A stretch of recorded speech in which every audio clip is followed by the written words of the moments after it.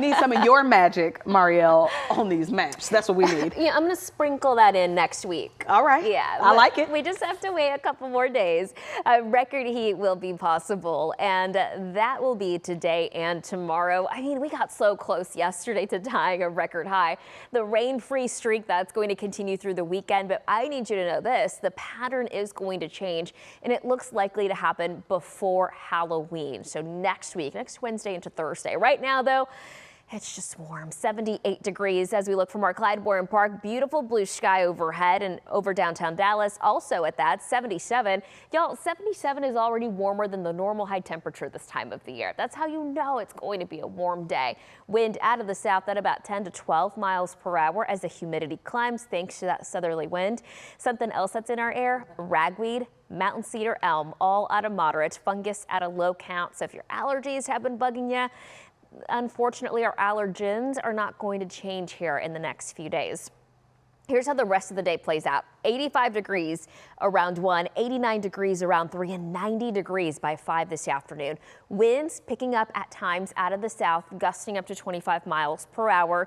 And this evening, about 77 degrees. That'll happen around 7. Okay, so the high temp, 90 degrees in Dallas and in Denton, about 91 in Fort Worth, 88 in McKinney.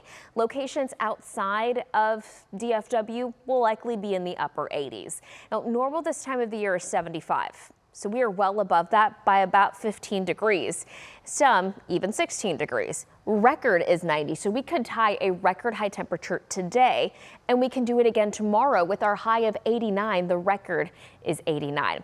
Temperatures over the weekend in the mid-80s, so we're going to shave off a few degrees, all as a front stalls over North Texas on Friday. It's not going to do too much to help cool us down, but it's going to keep us out of record territory. Now, early next week, we're still looking at highs in the mid-80s. That is still considered warmer than normal for this time of the year. Then the weather pattern changes. We're looking at a change come Wednesday into Thursday. Our rain coverage going up. You know, some data from this morning had me thinking I might even bump up these numbers here for tomorrow. So we'll take a closer look, obviously, but 20% coverage for Wednesday, 30% coverage Thursday, and on Friday of next week. So I'm going to show you next week now. This is Wednesday. You see a little bit rain starting to pile in across our western counties. And then Thursday morning, this is around 11 a.m. on Halloween, we see that rain moving in. Now the rain coverage, the rain timing, and the location bound to change because we are still a whole week away.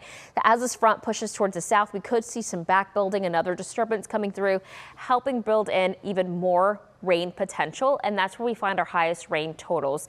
We could even see 1 to 3 inches north of Abilene, so we'll be watching that pocket of area closely, but 1/2 inch to 1 inch of rainfall will be possible between Wednesday and Friday of next week, between October 30th and November 1st. Of course, we've been talking about the ongoing drought.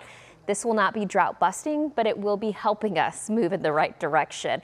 Over the next several days, though, it just stays warm. It stays rain-free. And then next week, a busy week with changes in the weather, but also Halloween. And then we fall back that following Sunday, and then elections the following Tuesday. It's just that time of the year, Dia. At least the temperatures are going to, I'm going to say, behave as we head into early November. Oh, let's just hope the trick-or-treating is dry. Thanks, Mariel.